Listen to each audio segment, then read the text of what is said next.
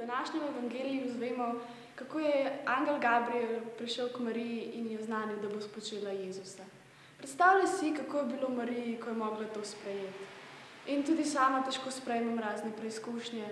Ampak v vsem tem se želim zgledovati po Mariji, da bi bila takšna, kakršna je ona, da bi pomagala vsem, da bi bila prijazna, da bi sprejela vse ljudi takšne, kakršne so.